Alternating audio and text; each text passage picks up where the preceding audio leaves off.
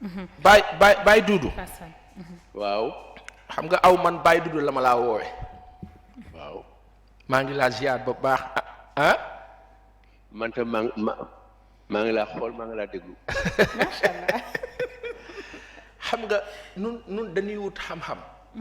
di ko sàkku te sanu baay yi noo tax nuy gëstu di jàng sanu baay yi nga xam ni moom ab jàngalekat la ka wax jàngalekat wax ki yaraate kii xamle. nu ngay am féexte jàkkaarloo ak yow di waxtaan ak aw fii nu nekk nag di waxtaan nii ci tënk rek bu gàtt ndax du la teelu yàgg dañuy wax 14e législature buy dox ci législation yow dund nga ko xam nga ko expert nga ci expérimenté nga ci lan nga yaakaar ni moom la sénégalais yi war a am ci 14e législature bii di ñëw ak lan mooy nekk enjeu yi nga xam ni moo jëm ci wàllu gestion bi en tant qu'État ak enjeu politique yi. Paasan maa ngi laa nuyu. jërëjëf. maa ngi am mbégte di la dégg. ku nekk maa ngi laa xalaat. jërëjëf.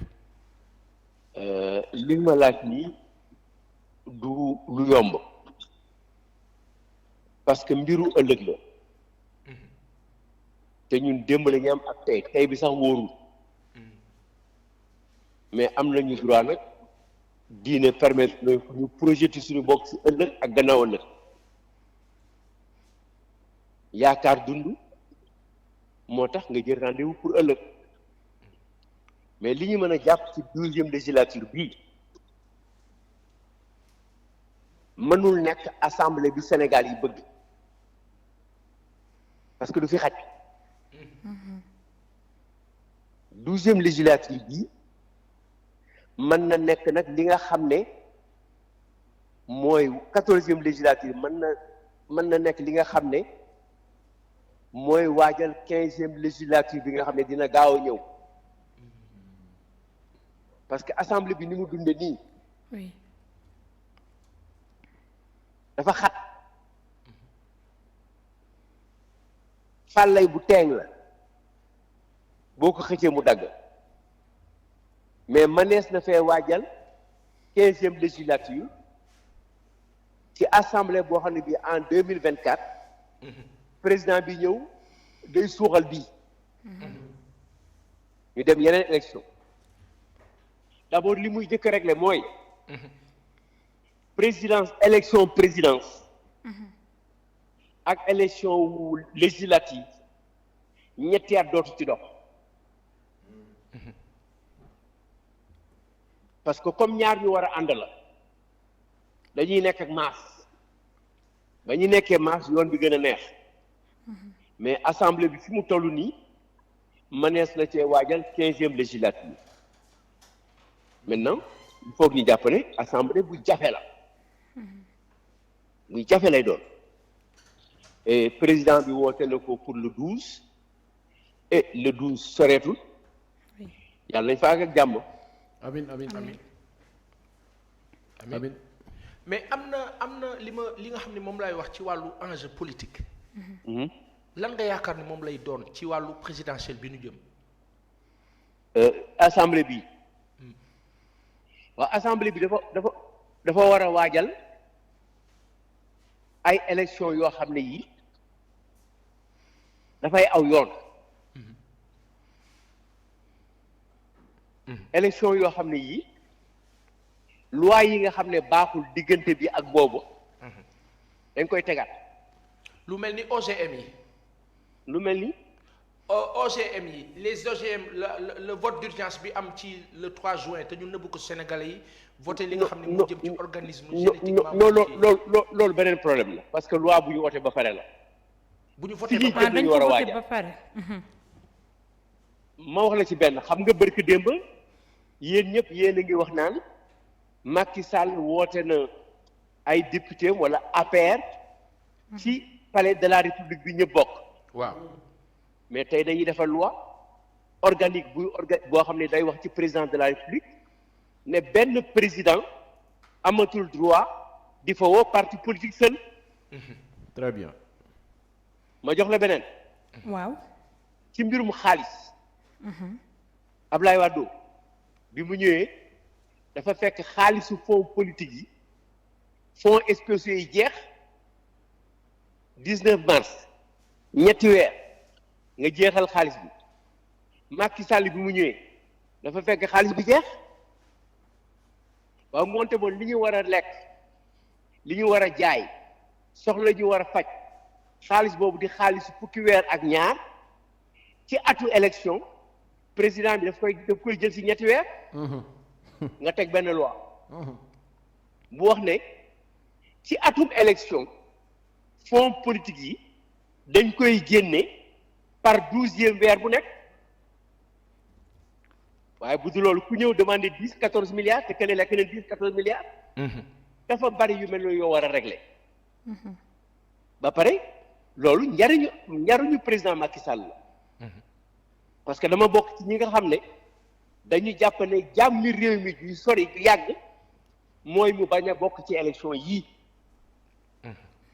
te nag organiser ko ba ñu ne moom de moo organiser ay élection te bokk ci élection yooyu yii moo gën yi bi daan am bu ko defee ni ñu ko joxe woon réew mi ci loxo yu sûr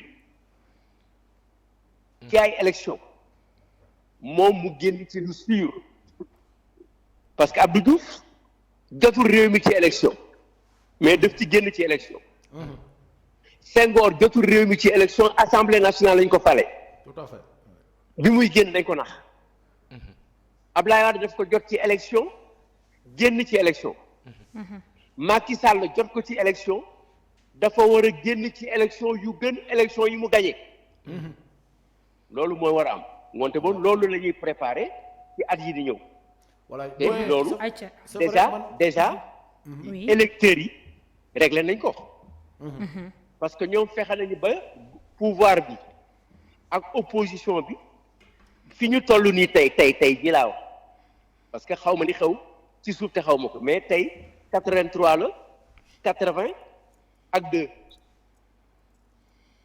ku ci nekk am nga 4 vice-présidents am nañu 3 secrétaires ñi benn questeur président de l'Assemblée nationale bi moom la ñu xamagul naka lay doon parce que yàpp guddi la yàpp benn morceau yàpp la ci cere guddi mu làmp tekul ko koy for kenn xamagul ko dëgg la njóobeen yi mën nañ koo for léegi doyen waaw man sama laaj mooy wax nga lu am solo par rapport ak réforme yi est-ce que aussi yaakaaroon ne war nañu dem ci réforme boo xam ne dafay wax ne ku jiite parti ba falu aussi war nga mën a démissionner ci boppu parti boobu nekk nag le président de la République de tous les Sénégalais. waaw comme président waaw d'accord na loolu xam nga loolu laa wax léegi xam nga li ma ci liggéey yëpp mënu ma ko teg ci place benn bés mais loolu constitution yi mën na ko wax parce que constitution yi dafa ne kenn terewu ko ci mu bokk parti mais constitution yi mën na wax ne mën na bokk ci parti mais du dem ca réunion parti ba parce que am na ñu bokk ci parti yore carte demuñu réunion tout à fait waaw mu ngi noonu donc loolu mën na mooy li ma lay wax ne mooy préparer après 2024 loi yooyu boo ko tegul léegi kii nekk président de la République tey le 2024 mën na ko bañ a dindi comme am nañu seetlu ne li nit ñi kaas bu ñu nekkee ci opposition bu ñu demee pouvoir duñ ko def ngoonte boon nañ leen ko defloo ci assemblée bi ñu nekkagul ci pouvoir tout à fait loolu mooy jàmbatu réew mi alors ma laaj ko rek est-ce que mën nga ñu ñëwal ci ñiy wax naan le président Macky Sall mën na briguer un 3e mandat bu fekkee ni yow ci jamono président Abdoulaye Wade fekkoon na la fi ban xalaat nga am ci ñooñu di wax que ni le président Macky Sall mën na briguer un 3e mandat. xam nga tey mënuñu dafa am ay comparaison yoo xam dafay sori jaru ko. oui. na Bilal doon nodde ak ca xeeru mu doon yéeg ak bu ñuy nodde léegi ci kaw minaare bi te doo yéeg ca minaare ba électronique réglé na ko meilleur haut-parleur ci monde bi ñu nga màkk donc loolu du wax bi xam nga lan mooy wax bi ci laaj bi encore da nga ne lan ndax 3e mandat wala 2e mandat oui loolu pour nga laaj ko pour yow pour man ma xam ni nga tudd yow li ci gën a wóor waaw mooy ma laaj la ko yow dëgg la. bu ma paree laaj ko sa mag sa yaay ak sa papa la nga may wax doy na sëkk moo ëpp doole waxu ñeneen Macky Sall moo wax ne juróom-ñaari kabar yi mat na ñaareeri làkk bi juróomi làkk la juróomi kabar la mu ne bu Ablaye Wade sëlmalul dañuy tas du ligi waxoon naa ko ne ñun am na ñoo xam ne bu ñu ñëwee duñ la wax subhanallah buñ la waxee nga tëdd dañ lay génne jàkkee ci par parenthèse moom te tontu na boppam moom wax na leen ne boo leen ma falee en 2019 damay mooy nekk sama ñaareeli mandat damay dem mais waxam doy na dëgg mais ki ko bindal moom bi muy wax loolu ki ko bindaloo ko mooy Ismaïla Madior la mu ca wax moom Ismaïla Madior ne je l'ai dit une fois 2 fois 3 fois doy na kàddu mais Mimi Touré mi jiite élection yi tey jiite législative yi wax na ngeen dégg mu ne Macky Sall amul droit ci 3e mandat oui loolooy dëgg de. waaw Moustapha Diakhaté ak Moustapha Cissé Lo ñi formé parti bi ak ñoom mais wax na leen ko Alioune Badara Cissé wax na leen ko ñooñu ñooy àndandoom ñooñu la liggéeyandool ñooñu la créer parti mais ñi koy wax tey kan la am na ku ko wax tey Modou Fall Modou Fall PDS la jógee bu yàggul li mu fa wax Macky Sall bu ñu ko génne woon ci interview teg ko dina rus kan ngeen di gisaat keneen Ablaye Sow kan nga gisaat keneen Lamine Bara Gaye kan nga gisaat keneen maître Amadou Sall kan nga gisaat keneen ci membre fondateur APR kan ngeen gis mu génn ngoonte moom affaire bi du droit constitutionnel du waxtaanu droit kooku nañ ko bàyyi constitution mais ci diggante nit ak nawleem éthique la waaw ci diggante gor ak gor ci diggante ñaari garmi problème bi foofu la nekk dëgg la nekkul feneen le président Macky Sall moom li gën ci moom li gën ci moom te yàlla na ko yàlla defal mooy mu génn ci jàmm te mu génn ci jàmm il faut loolu mu tëral ko dëgg la ñi ko dugal ci kàmb googu mu nekk am na ku uti buum pour génne ko mais fi mu nekk yónnee nañ ko fukki yoor nañ ko fukki lu niroog buum mais fàllay la bu ci jàpp daan waat ceenu paq mënu koo téye waaw bàyyi dañu lay xam ne ni activités yi bëri na mais question subsidiaire rek benn bi rek bu mujj bi nga tënkal ma ko ci mbirub collaboration bi am entre coalition Yewwi ak coalition Wallu nan nga yaakaar ni noonu la ñu war a taxawee ci assemblée nationale ba li ñu war a taxawee mooy li ñuy waxtaan ak réew mi il faut nga jàpp ne 2020 décembre 2021 la ñu commencé tëgg seen ànd ba jamono doxul ñu arrêté ko ñu commencé waat ko Sonko ko dox Sonko moo ko dox benn journaliste wax na lu mu ci xamul tey Sonko du ma weddi wax naa ko moom ci kanamam parce que nit day wax lu mu xam Sonko moo ñu seet si ñu gis ne mën nañoo ànd mais ñun ñi bëggoon a ànd nag ñun ñeent ñooñu bëgg a dëkk bokk ci benn kër jël Sénégal def ko sunu borom kër muy sunu jëkkër ñun ñëpp ku ci nekk da nga bëggoon indi doom yi nga am ci sëy yi nga ayukoon a am moo doon problème bi ñu ne leen déedéet bagage yi ngeen am da ngeen koy teg ci biti ba ñu waxtaan ba pare seet lu ñuy réparer néeg yi ngeen sogal si mais ñu tàggoo mais li ñu tàggoo yëpp ku nekk nga doon xaaral sama rob moo tax à 24 heures ñu jubboo am lu mu jur mu jox li mu ñu jox ngoonte moon ànd bi ñu ànd ci élection yi baax na waaye mais élection yi jeex na élection yi jeex na jërëjëf. intercoalition jeex na attends maintenant léegi ñu ngi dugg biir assemblée. mais ñoom waxtaan nañu ba am lu ñu tënk dañuy wax ne am nañu benn alliance stratégique de législature maanaam diggante bi ñuy ubbee assemblée le 14 septembre ba muy am 5 ans wala ba ñu koy tas ci diggante bi ñoom dañuy ànd seet loi yi ñuy liggéey naka lañ koy liggéey waaw àndandoo boobu baax na. dëgg la maintenant nag problème bi ñu nekk ndax dañuy former benn groupe wala ñaari groupe benn groupe bi baaxul ku leen ko dugal daf leen dugal ci lu ñu xamul parce que bu ñu former benn groupe ba pare c'est très risqué.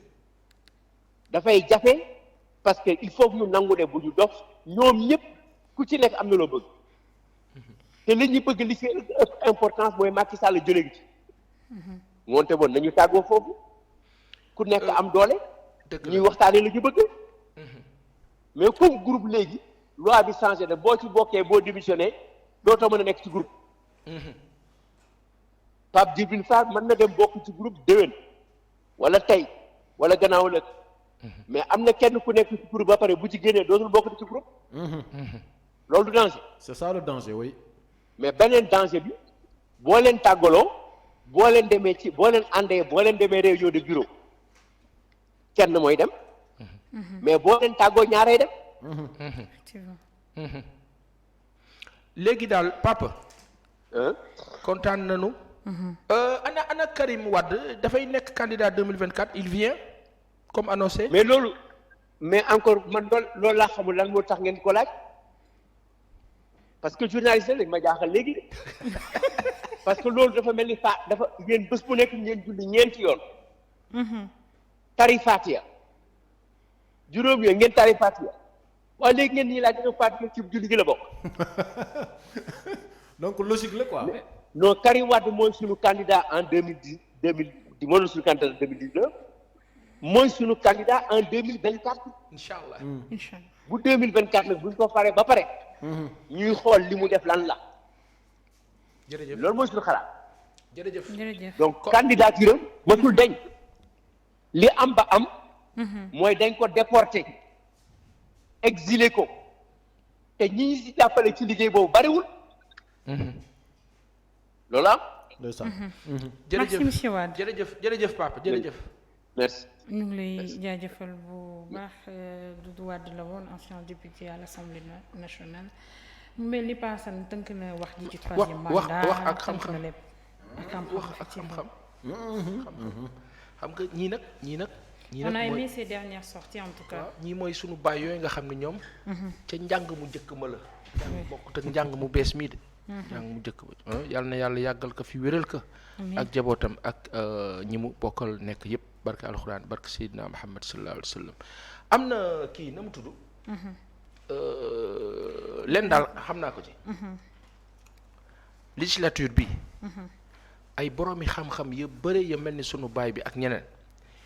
ñu ngi ne ci gannaaw. xam dañoo jàpp ni. diggante suppléant la ak titulaire rek ña fay dem xamuñu ak nangam. waaye lan ne sa gannaaw impliqué wu loolu daanaka amutoon sax ca ñeneen ña. loolu mooy def différence bi. loolu mooy def différence bi. merci beaucoup Socé ci kàddu yu Doudou Wade am na solo wax na fi ay réformes am solo yoo xamante ne. li mu wax. je pense que xel mën na ko dégg aussi muy. parce que à la kulli al 2024 kii falu moom day tas assemblée nationale. donc bii genre transition lay doon. nga xam ne dinañ fi teg ay lois yu dëgër yoo xamante ne même kii ñëw aussi du ko mën a dindi. benn bi mooy wax na ko nga xamante ne tey da ngay nekk président de la république nekk njiitu parti. waaw yooyu dafa war a jeex ci mim réew bu ñu la falee da nga war a nekk njiitu sénégalais yépp et non pas di recevoir sa waa kër ci palais boo xamante ne sénégalais yépp ñoo ko bokk te yow nga am siège bu toll ne innama jobba du yoon jaaduwul. inna la seen yaram dafa tàng nag inna la innama la delloo ko ca waaw jërëjëf delloo ko ca. non man damay faf taxu ko sax toog benn yoon. déedéet bu def loolu dama lay jël. déet yow nga yor siège bu toll net àdduna. palais de la république bi nga xam ne ñun ñëpp ñoo ko bokk. y compris ñu ne ci opposition bi yooyu il faut mu jeex ci réew mi. nekk njiitu réew bëgg a nekk njiitu parti parce que ñi yemale tamit dafay compliqué daal. day compliqué donc yooyu ay réforme la yoo xamante ne ak yeneen. nga xam ne ñu ngi koy xaar ci législature bi le temps nag bee di ñëw donc moom li mu wax am na solo beneen bi mooy groupe yi. gis nga li mu la wax nii.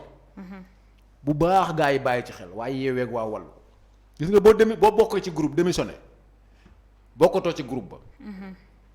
na leer moo tax benn groupe bi danger la ci ñoom li mu wax nii moo gën a stratégiquement moo gën a wóoru est-ce que dinañ ko def nag on verra mais daal am benn groupe moom képp ku démissionné ci groupe ba bokkatoo ci.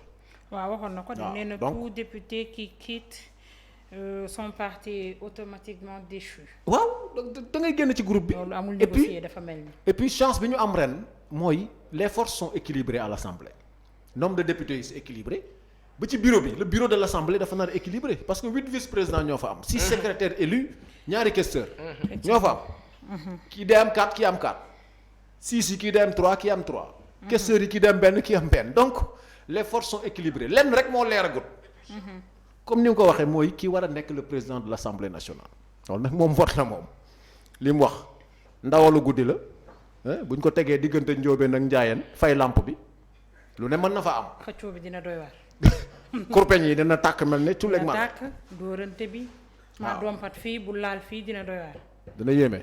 merci beaucoup ñu dem ci beneen ponk bi xam naa ni paasan am nga ko war a woo mu daal di ñëw indi ci ay leeral code des marchés une perturbation dangereuse qui enrichirait qui mu mel ni dinañ am